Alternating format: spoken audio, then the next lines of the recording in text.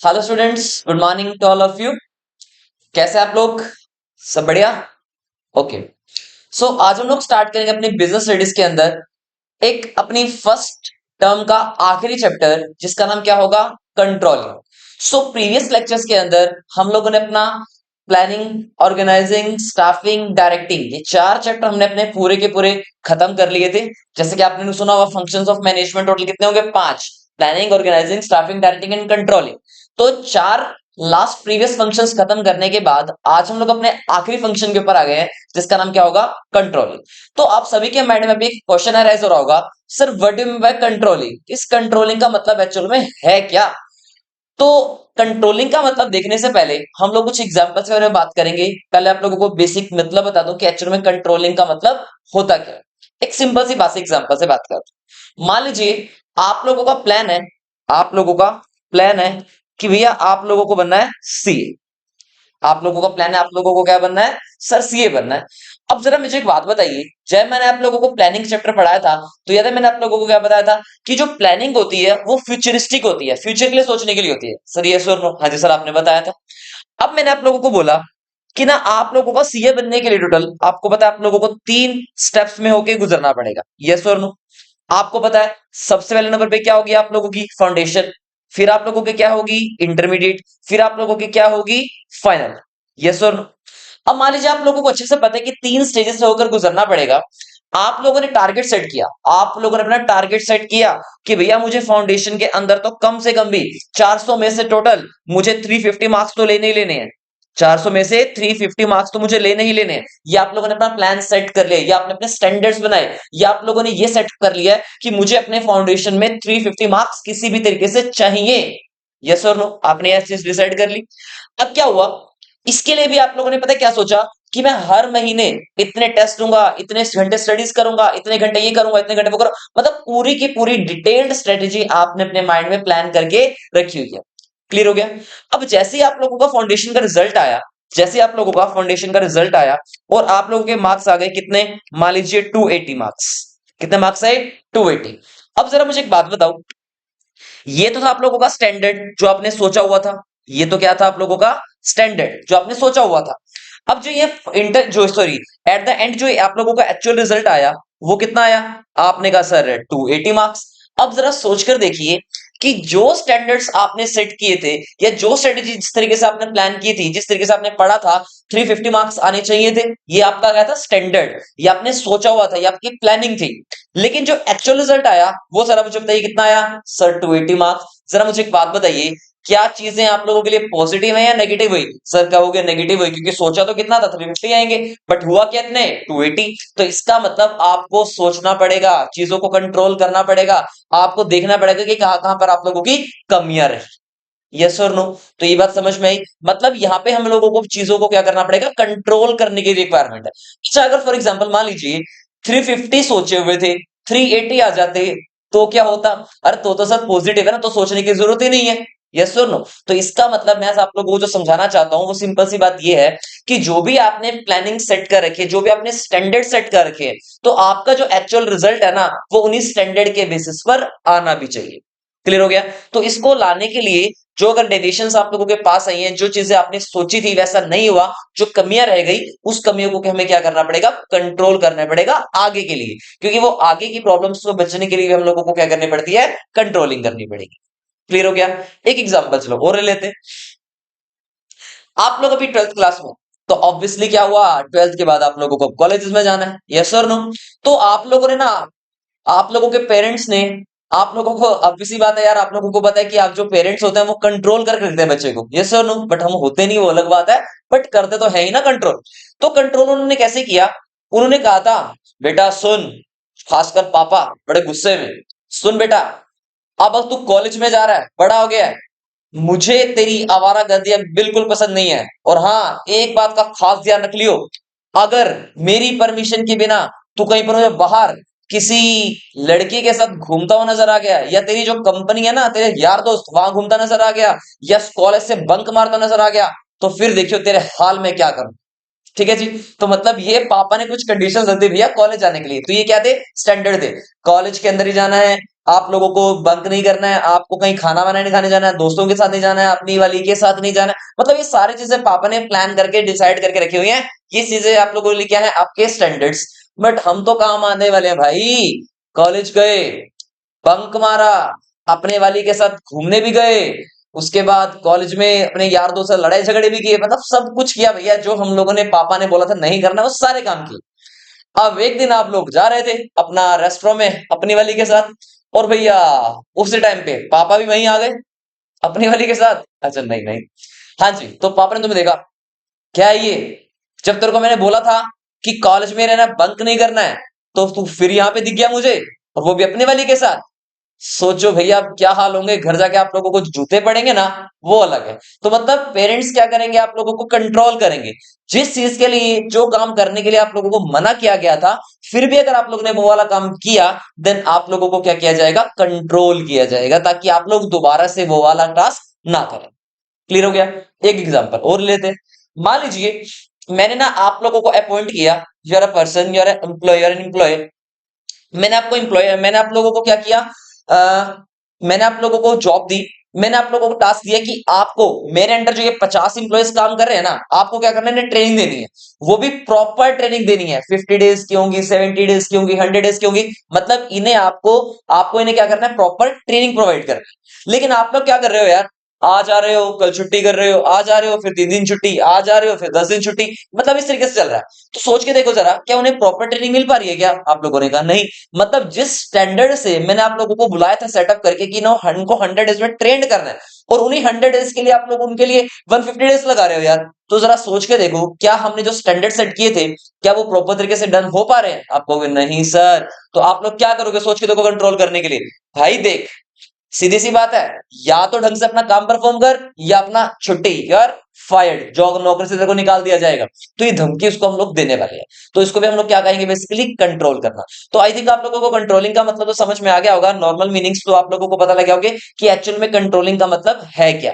तो कंट्रोलिंग की रिक्वायरमेंट आप लोगों को कब होती है, जब आपने जो स्टैंडर्ड्स फिक्स कर रखे होते हैं, और आपका जो एक्चुअल काम है वो उन स्टैंडर्ड के हिसाब से नहीं हो पाता, तो इस टाइम पे आप लोगों को कंट्रोल करने की रिक्वायरमेंट होगी। क्लियर हो गया।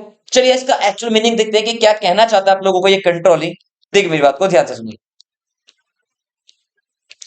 कहता है controlling means that all those activities in an organisation are perform as per the plans, as per the plans. मतलब जैसे आप लोगों ने प्लानिंग कर रखी है, जैसा आपने सोचा हुआ है, जैसा आप लोगों ने प्लान सेटअप किए हुए हैं, जैसा आपने स्टैंडर्ड्स बना रखे हैं, and if there is any difference, if there is any difference, then the take immediate action. मतलब आपको कंट्रोल चीजें करनी पड़ेंगी। जैसे एग्जांपल मैंने आप लोगों को भी सी वाला दिया, मैंने आप लोगों को एग्जांपल वो ट्रेनिंग वाला दिया, या वो पापा वाला एग्जांपल मैंने आप लोगों को दिया। तो कंट्रोलिंग का बिल्कुल सिंपल सा मतलब है भैया, वो सारी की सारी एक्टिविटीज आपकी जो ऑर्गेनाइजेशन अंदर परफॉर्म हो रही है, जैसे आपने सेटअप की थी चीजें, जैसे आप लोगों ने प्लान्स किए थे, और उन प्लान्स के हिसाब से आप लोगों का काम नहीं हो पाया, डेविएशन आ गई। डेविएशन का मतलब होता है डिफरेंस आ जाना, गैप आ जाना, जैसा सोचा गया था वैसा ना हुआ। एक एग्जांपल से समझ लेते हैं। मान लीजिए मैंने एक इंप्लॉय की ड्यूटी लगाई थी। मैंने कहा भाई सुन, तेरे को मैं 30 डेज का टाइम देता हूं, मैं तेरे को 30 डेज का टाइम देता हूं, और तुझे ना 500 यूनिट्स प्रोड्यूस करनी है। तो इसको मतलब मैंने इसको क्या दे दिया, स्टैंडर्ड। भाई तेरा स्टैंडर्ड क्या है, 500 यूनिट्स बनानी है तेरे। अब एक्चुअल में 30 डेज आफ्टर 30 डेज चेयर्स बनी ओनली एंड ओनली, या क्वांटिटी उनकी यूनिट्स कितनी बनी, ओनली एंड ओनली 400। तो ये क्या है आप लोगों का एक्चुअल। अब जरा सोच के देखो, जो स्टैंडर्ड मैंने सेट किए थे, क्या वो एक्चुअल से मैच कर रहे हैं क्या? नहीं sir, standard is not equal to actual. जब स्टैंडर्ड्स आप लोगों के बेटा एक्चुअल से मैचअप नहीं होते हैं ना, तो इसका मतलब क्या होगा, आपकी क्या आ जाएगी, डेविएशन आ जाएगी। क्या आने वाली है आप लोगों के पास, आपकी डेविएशंस। और डेविएशन को बेटा हम लोग क्या बोलते हैं, डिफरेंस बोला जाता है। डेविएशंस को क्या बोलते हैं हम लोग, डिफरेंस। तो इन डिफरेंस को टैकल करने के लिए हमें क्या करना पड़ेगा, इमीडिएट एक्शंस लेने पड़ेंगे। क्या लेना पड़ेगा, इमीडिएट एक्शन लेना पड़ेगा। तो उसी को हम लोग बेसिकली क्या कहते हैं, कंट्रोलिंग कहते हैं। क्लियर हो गया। अब हम लोग उससे पूछेंगे, भाई बता, तेरे को जब बोला गया था कि 500 यूनिट बनानी है, तो तूने 400 क्यों बनाई? अब वो अपने डिफरेंट डिफरेंट रीजंस बताएगा। हाँ, अगर हमें रीजंस जेन्युइन लगेंगे तो ठीक है, बट अगर रीजन उसके जेन्युइन नहीं होंगे, तो उसको नौकरी से निकाल दिया जाएगा। तो इसको हम लोग क्या कहते हैं, कंट्रोलिंग। ताकि वो पर्सन अब आगे से बिजनेस के लिए क्या ना बने, दिक्कतें परेशानी खड़ी ना कर। आई होप यहां तक आप लोगों को मीनिंग समझ में आ गया होगा कंट्रोलिंग का एक्चुअल मतलब होता क्या है। बढ़े आगे। उसके बाद अब हमारे पास आते हैं एक सबसे इंपॉर्टेंट, यानी कि लगा के चलिए आप लोग, ये आप लोगों के लिए आपका मोस्ट इंपॉर्टेंट क्वेश्चन है। और क्या नाम है इसका? कंट्रोलिंग की प्रोसेस। तो क्या कहते हैं यार कंट्रोलिंग के प्रोसेस? बहुत छोटा चैप्टर है, मैक्स टू मैक्स 2 लेक्चर्स के अंदर ये चैप्टर हम लोग खत्म कर देंगे बिल्कुल डिटेल में। हाँ जी।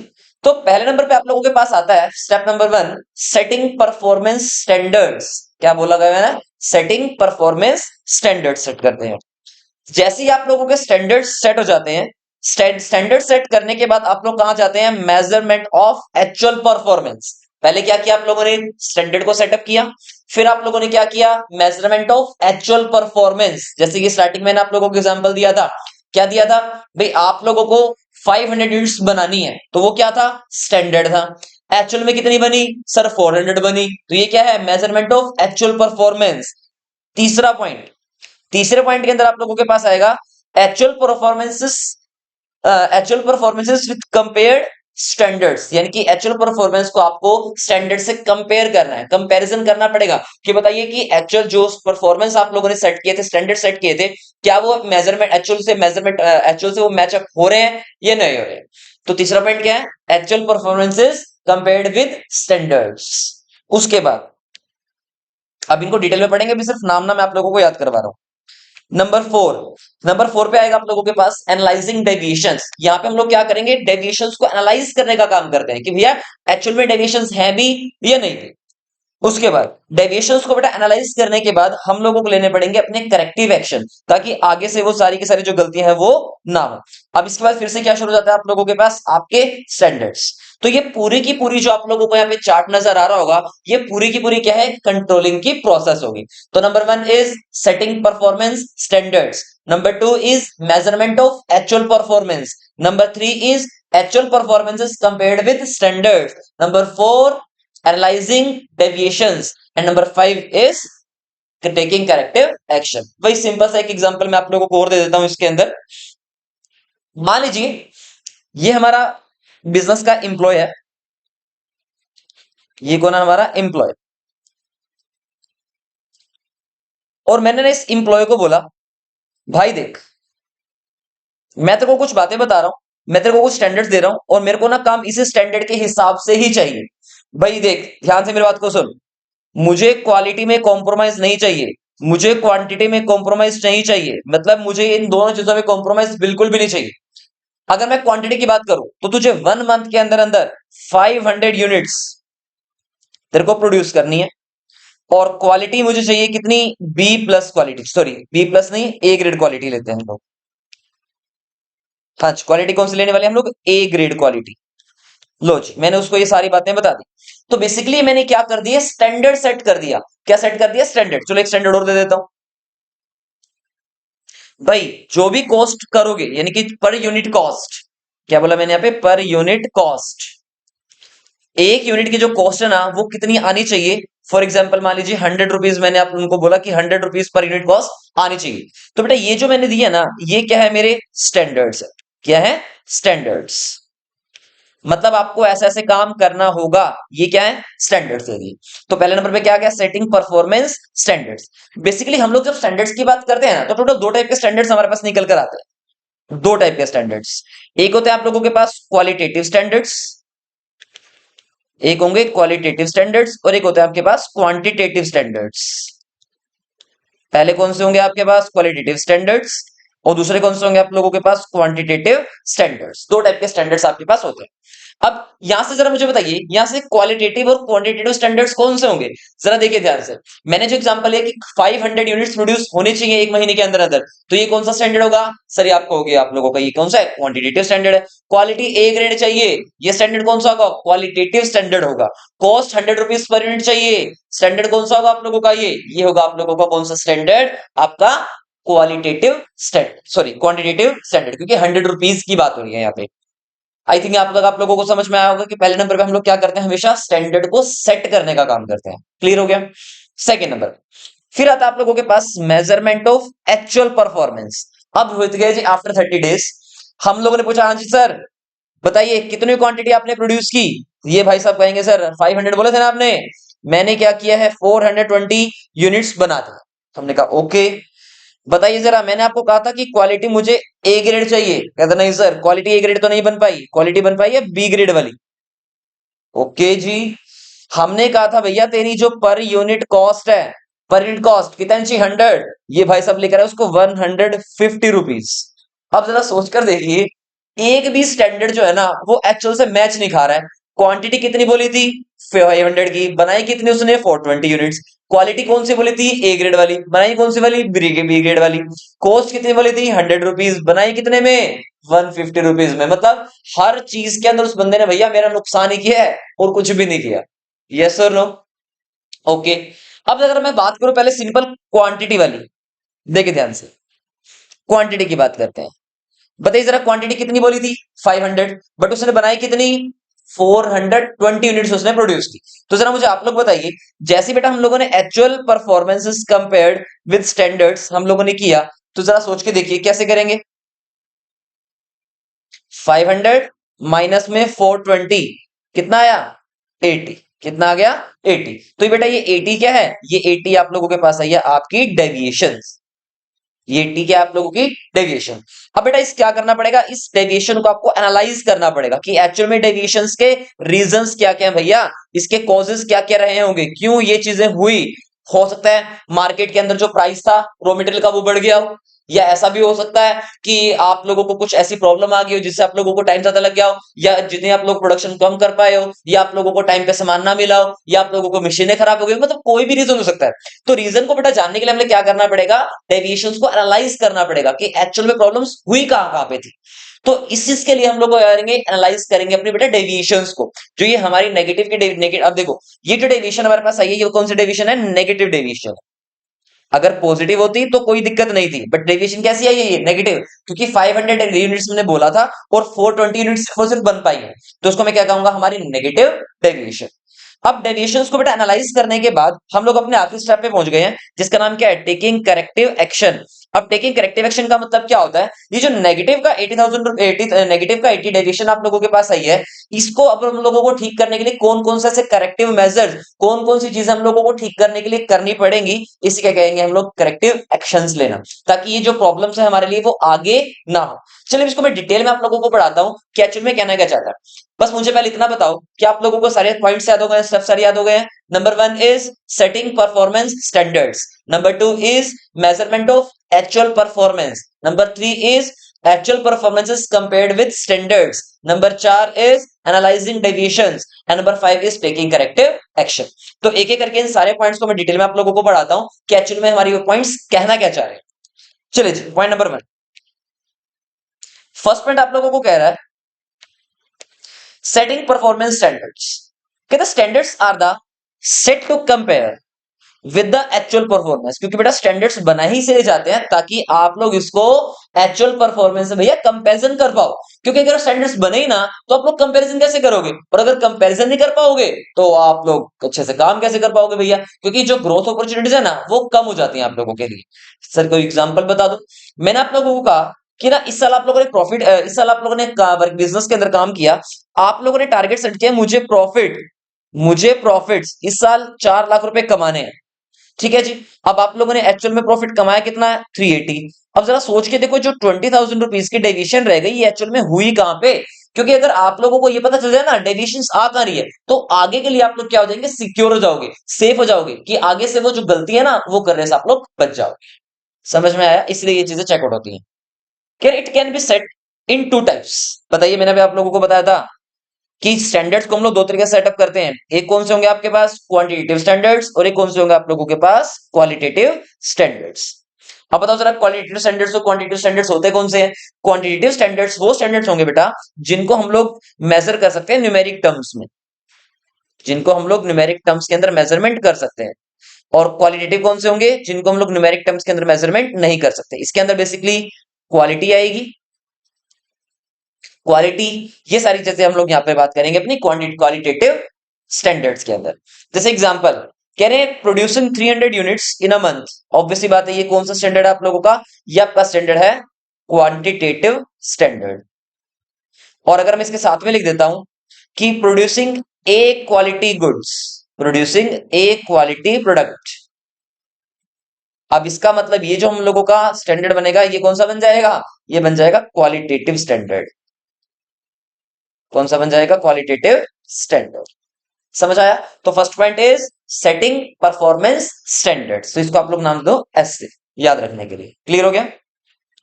सेकेंड नंबर पे फिर वो चलते हैं अपने पॉइंट्स पे। Number 2 is measurement of actual performance. Measurement of actual performance क्या का मतलब है sir, measurement of actual performance का? बेटा एक्चुअल परफॉर्मेंस का मतलब होता है actual performance measured using controlling techniques. Basically ना हमारे पास कुछ कंट्रोलिंग के टेक्निक्स होती हैं, जिससे क्या करते हैं हम लोग अपनी एक्चुअल परफॉर्मेंस का पता लगाते हैं। अब एक्चुअल परफॉर्मेंस का मतलब क्या हुआ सर, इसके अंदर एक मेथड होता है जिसको हम लोग बोलते हैं personal observation method. Personal observation method का मतलब क्या होता है कि हमारे बहुत सारे इंप्लॉयज काम कर रहे हैं, उन बहुत सारे इंप्लॉयज के ऊपर मैंने क्या किया, एक सुपरवाइजर लगा दिया। तो सुपरवाइजर क्या करेगा, पर्सनल ऑब्जर्वेशन करेगा। पर्सनल ऑब्जर्वेशन क्या करेगा कि हर एक इंडिविजुअल पर्सन की वो रिपोर्ट रेडी करेगा कि भैया इसने आज इतनी बनाई, इसने जितनी यूनिट बनाई, इसने जितनी यूनिट्स बनाई, इसने जितनी यूनिट्स बनाई। तो उसको मैं क्या कहूंगा, पर्सनल ऑब्जर्वेशन। ठीक है। Second is sample checking. क्या मतलब है सर इस सैंपल चेकिंग का? सैंपल चेकिंग का मतलब होता है जैसे फॉर एग्जांपल मान लीजिए ये आप लोगों के पास दुनिया भर के ना वीट है, इनके इनके अंदर क्या है, वीट। ये वीट के कट्टे हैं फॉर एग्जांपल, यहाँ पे वीट है, यहाँ पे वीट है, यहाँ पे वीट है, यहाँ पे वीट है, यहाँ पे वीट है और यहाँ पे वीट है। ठीक है जी। तो हमने ना अपने इंप्लॉयज को कहा था कि भैया हमें जो वीट की क्वालिटी चाहिए ना वो ए ग्रेड चाहिए भाई, बिल्कुल ए ग्रेड बासमती राइस चाहिए और ए ग्रेड क्वालिटी चाहिए अपने। ठीक है जी। तो ये सारे के सारे कट्टे इंप्लॉयज ने कहा हाँ जी सर हमने बना दिए, सब कुछ बढ़िया कर दिया हम लोगों ने। मेरा स्टैंडर्ड जो था वो क्या था, बासमती ए क्वालिटी राइस। बासमती ए क्वालिटी राइस। अब क्या हुआ, हमने जब इसका सैंपल चेक करवाया, अब ऑब्वियसली बात है मैं एक एक दाने को चेक कर रहा हूँ, ऑब्वियसली बात है इस पूरे के पूरे जो कट्टे हैं सारे के सारे, इनमें से मैं क्या करूंगा, सिर्फ सैंपलिंग मेथड यूज करूंगा। तो मैंने क्या करवाया, सैंपल करवाया। तो सैंपल के अंदर रिजल्ट क्या निकल कर आए, भैया ये तो सी क्वालिटी प्रोडक्ट है, सी क्वालिटी। मतलब जो हम लोगों ने बासमती राइस ए क्वालिटी के बनवाने थे वो बासमती राइस नहीं है, वो तो कोई और ही है, लोकल है, सी क्वालिटी के प्रोडक्ट हैं। जरा सोच के देखिए क्या जो स्टैंडर्ड मैंने सेट किया था, क्या वो स्टैंडर्ड यहाँ पे एक्चुअल में फुलफिल हो पा रहा है, क्या नहीं हो पा रहा। चेक कैसे किया, सैंपलिंग टेक्निक से, सैंपलिंग मेथड से। तो दूसरा मेथड का नाम क्या है, sampling method. Number third, third number पे हमारे पास एक और पॉइंट आता है जिसका नाम क्या होता है बेटा, रेशो एनालिसिस। क्या नाम है, रेशो एनालिसिस। अभी रेशो एनालिसिस कैसे काम करेगा, रेशो एनालिसिस काम करता है फॉर एग्जांपल मान लीजिए 2019 का डेटा है और ये 2020 का डेटा है। ठीक है जी, 2019 एंड 2020 आपने स्टैंडर्ड सेट किया था, आपने स्टैंडर्ड सेट किया था सेल्स रेशियो प्रॉफिट। भाई अगर सेल्स 4 लाख की पिछले साल है ना और 1 लाख का प्रॉफिट है, आपने स्टैंडर्ड के अंदर ये सेट किया था 2009 के 19 में कि ऐसा होगा, लेकिन एक्चुअल में 2020 के अंदर जब एक्चुअल रिजल्ट आया ना तो बेटा जी क्या हुआ, सेल्स कितनी हो गई आपकी, सिर्फ 2 लाख की, और प्रॉफिट कितना रह गया, सिर्फ 20,000। जरा सोच के देखिए डेविएशन देखो कितनी आ गई है। अब आप लोग क्या करोगे, ये जो स्टैंडर्ड आपने सेट किए थे क्या ये एक्चुअल है क्या, बताइए जरा। जो 2019 की रेशियो है वो क्या है, 4:1, और जो 2020 की रेशियो वो कितनी है ये आप लोगों के पास, तो ये काटते इसको यहां से हम लोग, तो कितना बचेगा ये 2:1। अब जरा सोच के देखिए यहाँ पे, हाँ जी कितना आ गया, 2:1। क्लियर हो गया। तो इसका मतलब ये हल्की फुल्की कैलकुलेशन चेक कर लेना, मेरे को आइडिया नहीं है। ठीक है। तो कहने का मेरा मतलब ओनली एंड ओनली क्या है, आप लोगों को रेशियो के बेसिस पे भी आप लोग चेकआउट कर सकते हो कि आप लोगों के डेविएशंस हैं या नहीं। क्लियर हो गया, अच्छे से समझ में आई यहाँ तक कि आप लोगों को बातें। तो बेटा ये 3 मेथड्स आप लोगों के पास होंगे, ratio analysis, sampling method and personal observation method. जैसे एग्जांपल भी ले रखे हम लोगों ने, कह रहे एक्चुअल प्रोडक्शन में कम्स 290, 250, 310, 300 यूनिट्स। ठीक है जी। तो ये क्या आप लोगों की मेजरमेंट ऑफ एक्चुअल परफॉर्मेंस। अब एक्चुअल परफॉर्मेंस को मेजर करने के बाद आपके पास तीसरा पॉइंट होता है actual performances with compared standards. जरा देखिए, कह रहे comparison will tells the difference between the actual performance and standard. बेटा जी डिफरेंस आप लोगों को बताते ही है कि स्टैंडर्ड और एक्चुअल परफॉर्मेंस का डिफरेंस कैसे सर। मैंने आप लोगों को कहा कि जो एक्चुअल प्रोडक्शन आप लोगों ने करके दी ना वो कितनी है, 290 यूनिट्स है। वो स्टैंडर्ड आपने सेट किया था कितना, 300 यूनिट्स का। तो इसका मतलब 5 मिनट, हाँ जी, जो डिफरेंस निकल कर आया या जो फिर डेविएशंस निकल कर आई वो कितने निकल कर आई हैं आप लोगों के? -10 यूनिट्स। -10 यूनिट्स का आप लोगों को क्या निकल कर आ गया? डिफरेंस, यानी कि डेविएशंस निकल कर आ गई। अब इसका मतलब इन डेविएशन को बेटा मेजर करने के लिए, टैकल करने के लिए आपको चीजों को करना पड़ेगा एनालाइज। नेक्स्ट पॉइंट क्या बनेगा आप लोगों के पास? Analysing deviations, one of the most most important point. हाँ जी, मोस्ट इंपॉर्टेंट सर क्या है ये? Analysing deviations. कह रहे finding the extent of deviation and causes of deviation. Basically आपको यहाँ पे क्या करना है? डेविएशन के कॉजेज ढूंढने के, एनालाइज करने हैं कि एक्चुअल में डेविएशंस आई कैसे। जैसे एग्जांपल मैंने आप लोगों को दिया पीछे कि 4 लाख का और 1 लाख का प्रॉफिट आना चाहिए था, बट एक्चुअल में हुआ क्या? सेल कितनी हुई? 2 लाख, प्रॉफिट कितना आया? सिर्फ 20,000 रुपए। तो भैया उस डेविएशन का रीजन क्या क्या है? हाँ, हमने देखा यस कोविड-19 आ गया था 2020 के अंदर, उसमें हमारी सेल्स कम हो गई थी, लॉकडाउन लग गया था। तो ये सारे रीजंस हैं, ये सारे कॉजेज हैं। तो यहाँ पे हम लोगों को ना कुछ चीजें यहाँ पे चेकआउट करनी पड़ती हैं। तो कहते हैं deviations can be observe by using one of the most most most important tool या most important method. Number 1 is critical point control या फिर क्रिटिकल पाथ कंट्रोल, और दूसरे को क्या बोलेंगे हम लोग? Management by exception. मतलब ये दो चीजें आप लोगों के पास होती हैं जिससे हम लोग बेटा चेकआउट करते हैं, अपनी एनालाइज करते हैं अपने डेविएशंस को। पहला पॉइंट क्या है? Critical point control, and second one is management by exception. फिर से रिपीट कर रहा हूं, मैनेजमेंट के अंदर आपके पास टोटल डेविएशंस को एनालाइज करने के दो टूल्स होंगे, दो अप्रोच होंगी। पहले का नाम क्या होगा? Critical point control, and second one is management by exception. तो ये जो पहला पॉइंट आपके पास क्रिटिकल पॉइंट कंट्रोल, इसका क्या मतलब है सर? इसका मतलब बेटा बेटा it focus should on deviation in important areas. देखो ध्यान से, अब चीजों को बेटा एनालाइज करने के लिए आप पूरा का पूरा ग्रंथ तो खोलोगे नहीं भाई। हम लोगों को क्या करना है? पूरे के पूरे बिजनेस के अंदर जो ऐसे पॉइंट है, जो क्रिटिकल पॉइंट है, जो इंपॉर्टेंट बिजनेस के एरियाज है, जो बिजनेस के इंपॉर्टेंट एरियाज है, यानी कि जो बिजनेस की सक्सेस और फेलियर के लिए जिम्मेवार होते हैं। एग्जांपल के तौर पर अगर आप लोगों से बात करूं, मान लीजिए बिजनेस के अंदर ना, बिजनेस का एडवर्टीजमेंट डिपार्टमेंट, बिजनेस का एडवर्टीजमेंट डिपार्टमेंट और बिजनेस की मान लीजिए आप लोगों का sales department. At the end इन लोगों का काम रह जाता है पूरे सिस्टम को संभालने का। ठीक है जी, परचेज ऑर्डर पर सामान बना के बुना के पासे कर दिया, अब तो अगले काम भी जुट गए, अब उनका तो लेना देना नहीं है बेचने से। अब मैं कहना चाह रहा हूं critical point control. Critical point control का सर मतलब क्या है? क्रिटिकल पॉइंट कंट्रोल आप लोगों को ये कहता है कि आपको सिर्फ और सिर्फ फोकस करना अपने उन इंपॉर्टेंट एरियाज को चेकआउट करने में, पूरे के पूरे बिजनेस को फिर से आपको वो नहीं करना, चेकआउट नहीं करनी। जो एरियाज ऐसे हैं जहां से आप लोगों को लग रहा है कि यार डेविएशन आने के चांसेस हैं, सिर्फ और सिर्फ उनके ऊपर फोकस किया जाए जो बिजनेस के इंपॉर्टेंट एरियाज हैं। जैसे कि बिजनेस के एडवर्टीजमेंट डिपार्टमेंट को ऊपर किया जाए, सेल्स डिपार्टमेंट को मोटिवेट किया जाए, उनको प्रेशर डाला जाए कि सेल्स ज्यादा से ज्यादा करो तभी तो प्रॉफिट आ पाएंगे। सेकंड होता है आप लोगों के पास मैनेजमेंट बाय एक्सेप्शन। बेटा मैनेजमेंट बाय एक्सेप्शन का मतलब क्या होता है? कि कुछ एक्सेप्शनल चीजें होती हैं बिजनेस के अंदर बेटा, कुछ एक्सेप्शनल चीजें होती हैं और ये फोकस करता है। जैसे फॉर एग्जांपल मान लीजिए आपने ना किसी पर्सन को ना 500 यूनिट्स बनाने के लिए बोला था। 500 यूनिट्स आपने किसी पर्सन को, अपने किसी इंप्लॉय को बनाने के लिए बोला था, और हुआ क्या? आपने कहा ठीक है भैया, अगर वो बंदा 490 तक बनाता है ना, अगर वो पर्सन 490 यूनिट्स तक बना लेता है, तो हम लोगों को पता है डेविएशन तो है 10 की, बट हम लोग क्या करते हैं? Manageable, accepted, manageable. भैया अगर 490 यूनिट्स बना दी ना, तो हम लोग बोलेंगे कि ठीक है यार कोई दिक्कत है, 10 का तो गैप आ ही जाता है। लेकिन मान लीजिए अगर इस 90 से गैप और ज्यादा आ जाए, फॉर एग्जांपल मान लो अगर गैप आ जाता यहाँ पे 470 आ जाता एक्चुअल में, तो जरा सोच के देखो अब गैप कितने का आ रहा है? 30 यूनिट्स का। तो 30 यूनिट्स तो आप लोग बोलोगे भैया ये अवॉइडेबल नहीं है, भैया ये तो अनअवॉइडेबल है, अभी एक्सेप्शन का पार्ट नहीं बनेगा। तो एक्सेप्शन का मतलब क्या होता है? कि माइनर डेविएशन अगर आप लोगों के पास आ रही है ना, तो उसको क्या कर दो आप लोग? अवॉइड कर दो। जैसे मान लीजिए 400 बोली गई थी, तो एक्चुअल कितनी बन गई? 399। तो इसका मतलब माइनस का गैप है यार, इसको अवॉइड कर सकते हैं। तो ये कौन बताता है आप लोगों को? Management by exception. क्योंकि अगर हम लोग इन माइनर माइनर चीजों को भी देखने लग गए ना, तो हमारा कॉस्ट बहुत ज्यादा इंक्रीज हो जाएगा। अब ऑब्वियस बात है, जो बंदा कंट्रोलिंग करने के लिए रखा होगा उस बंदे को सैलरी पे करनी पड़ेगी, और वो जितना ज्यादा टाइम कंज्यूम करेगा सैलरी उतनी ज्यादा उसको देनी पड़ेगी। तो इसलिए वो कहता है कि भैया एक्सेप्शनल है, ये तो हो ही जाता है, तो माइनर डेविएशंस को क्या करना है आप लोगों को? इग्नोर मारना है, उसके ऊपर ज्यादा टास्क परफॉर्म नहीं करना है। ठीक है। हाँ, क्रिटिकल पॉइंट कंट्रोल सिंपल सी बात क्या कहता है? कि फोकस करो वो उन इंपॉर्टेंट पॉइंट्स को जिससे हमारा बिजनेस सक्सेस और फेलियर की तरफ जा सकता है। क्लियर है? अब डेविएशंस को एनालाइज करने के बाद एट द एंड हमारे पास आता है टेकिंग करेक्टिव एक्शन। अब सर क्या मतलब है टेकिंग करेक्टिव एक्शन का? टेकिंग करेक्टिव एक्शन हमारे को सिंपल से एक बात बोलता है, कह रहे माइनर डेविएशंस अगर हैं तो कोई करेक्टिव एक्शन लेने की जरूरत नहीं है। हाँ, अगर मेजर डेविएशन आप लोगों के पास है तो आपको इमीडिएट एक्शंस लेने पड़ेंगे।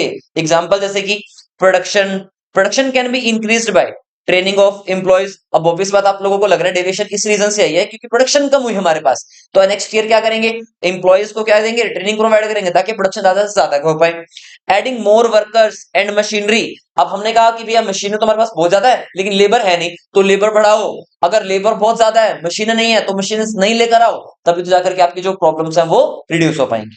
Increase the number of working hours, मान लीजिए अगर आप लोगों के एम्प्लॉयज का टाइम 9 to 5 का है तो इसको बढ़ा करके 9 to 6 करो या 9 to 7 करो, ताकि आप लोगों की जो प्रॉब्लम्स है उनको रिजोल्व किया जा सके। तो वही 5 पॉइंट आप लोगों को क्या देंगे, second setting performance standard, second one is क्या पढ़ा था हम लोगों ने, actual measurement of actual performance. Third में क्या पढ़ा था, कंपैरिजन करना आप लोगों को एक्चुअल परफॉर्मेंस और स्टैंडर्ड्स का। फोर्थ नंबर पे क्या करना था, डेविएशंस को एनालाइज करना होगा। और फिफ्थ वन पे क्या करना है आप लोगों को, करेक्टिव एक्शंस लेने पड़ेंगे। तो अब हम आप बात करते हैं मेन पॉइंट्स की कि क्या है ये क्रिटिकल पॉइंट कंट्रोल।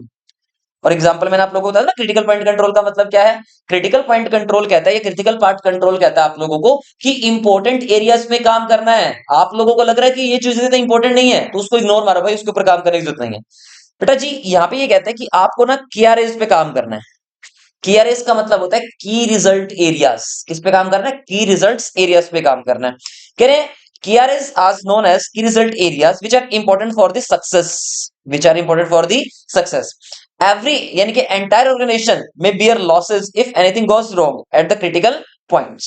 मतलब अगर आप लोगों ने क्रिटिकल पॉइंट्स के ऊपर काम ना किया ना तो आपका बिजनेस तो 100% गारंटी से क्या होगा, फेल होगा। एक एग्जांपल से बात करते हैं। अगर मैं बात करूं आप लोगों से गाड़ी की, मान लीजिए कोई कार है, कार का जो सबसे इंपॉर्टेंट एलिमेंट है भैया वो है आप लोगों का इंजन। यस और नो। मान लीजिए मारुति सुजुकी कंपनी ने ना क्या किया था, अपने इंजन पे काम किया था। उसको पता है कि जो रिजल्ट देख जाएगी ना उसका वो की रिजल्ट एरिया क्या है, इंजन है। भाई बाकी तुम जैसी मर्जी बना दो, लेकिन अगर आपने इंजन पावरफुल बना दिया ना, अगर आप लोगों ने इंजन पावरफुल बना दिया तो आप लोगों ने किस पे काम कर लिया, अपने की रिजल्ट एरिया पे काम कर लिया है। यस और नो, समझ में आया। मतलब चाहे उसका दरवाजा है, मिरर है, वो चीजें आप लोगों के लिए नहीं है यार। जैसे फॉर एग्जांपल मान लो जो आज के टाइम में गाड़ी का सिनेरियो चल रहा है वो कैसा चल रहा है सर, ऑटोमेटिक वाला, ऑटोमेटिक वाला। अब क्या आ गया भैया, आप गाड़ी के वो जैसे जैसे मर्जी दे दो, लुक जैसी मर्जी दे दो, अब ऑटोमेटिक है तो आपने किस पे काम कर लिया, की रिजल्ट एरिया पे काम कर लिया। इंजन बेस्ट दे दो, ऑटोमेटिक दे दो, बंदे को चाहिए क्या भाई, आपने की रिजल्ट एरिया पे काम ऑटोमेटिकली कर लिया। क्लियर हो गया। लेकिन अगर आप लोग ऑटो की रिजल्ट एरिया पे काम नहीं करोगे तो आपकी पूरी की पूरी ऑर्गेनाइजेशन, एंटायर पूरी ऑर्गेनाइजेशन क्या जाएगी, लॉस में भी जा सकती है। क्लियर हो गया। अब मान लो आप लोगों ने बहुत सारी चीजें तो बहुत बेस्ट दे दी, लेकिन इंजन जो सबसे इंपॉर्टेंट पार्ट था उसके ऊपर आपने अच्छे से काम किया नहीं है, तो भैया आप चाहे जितना मर्जी बेस्ट दे दो, आपकी ऑर्गेनाइजेशन पक्का लॉस में जाएगी। क्यों जाएगी, क्योंकि आपने की रिजल्ट्स एरिया पे काम नहीं किया। क्लियर है। नेक्स्ट पॉइंट फिर है मैनेजमेंट बाय एक्सेप्शन। मैंने आप लोगों से पहले कहा था मैनेजमेंट बाय एक्सेप्शन का मतलब क्या है। हाँ जी, it says that manager should not try to control everything, क्योंकि भैया हम लोग सारी चीजों को कंट्रोल कर भी नहीं सकते हैं। ओनली मेजर एक्टिविटीज, यानी कि जो बिजनेस के लिए बहुत ज्यादा major activities should be check and insignificant things should be avoided. मतलब हमें जिनका पता ही है भैया ये तो हमारे लिए, देखो सिंपल सी बात कहते हैं कि अगर वो चीज सिग्निफिकेंट है, अगर वो चीज आपके लिए सिग्निफिकेंट है तो कंट्रोल करो, लेकिन अगर वो चीजें आप लोगों के लिए इनसिग्निफिकेंट है, इनसिग्निफिकेंट, तो भैया उसको आप लोग कंट्रोल मत करो, उसको क्या करो, अवॉइड करो। ये सिंपल सी कौन कहता है ये वाली बात, मैनेजमेंट बाय एक्सेप्शन। क्लियर हो गया। तो ये जो मैनेजमेंट बाय एक्सेप्शन और क्रिटिकल पॉइंट कंट्रोल है, दोनों ही दोनों बहुत इंपॉर्टेंट पॉइंट्स हैं, दोनों ही दोनों बहुत इंपॉर्टेंट मेथड्स हैं किसको चेकआउट करने के, डेविएशंस को एनालाइज करने के ये मेथड्स। क्लियर हो गया यहां तक की बातें। तो आज के लिए हम लोग सिर्फ इतना ही पढ़ेंगे, बाकी का जो नेक्स्ट है वो हम लोग अपनी नेक्स्ट क्लास के अंदर अब कवर अप करेंगे, और नेक्स्ट क्लास में हमारा ये पूरा चैप्टर खत्म हो जाएगा। तो आज मैंने आप लोगों को क्या पढ़ाया, एक पढ़ाया आप लोगों को मैंने मीनिंग कंट्रोलिंग का, और सेकंड नंबर पे मैंने क्या पढ़ाया, कंट्रोलिंग की पूरी डिटेल्ड प्रोसेस, जिसके अंदर हमने 5 पॉइंट्स को कवर किया। पहला पॉइंट सेटिंग परफॉर्मेंस स्टैंडर्ड्स, दूसरा point measurement of actual performance, तीसरा पॉइंट कंपैरिजन करना है एक्चुअल परफॉर्मेंस का स्टैंडर्ड के साथ, चौथे नंबर पे डेविएशंस को एनालाइज करना है, analysing deviations, and fifth one is taking corrective action. So thank you so much guys, बाकी हम लोग कल पढ़ते हैं। नेक्स्ट क्लास के डिस्कस करेंगे सारी की सारी बातें और क्या क्या लिमिटेशंस होगी कंट्रोलिंग की, क्या होगा, what is the relationship between planning and controlling. बहुत इंपॉर्टेंट टॉपिक्स अभी हमारे पास पड़े हो। Thank you so much guys.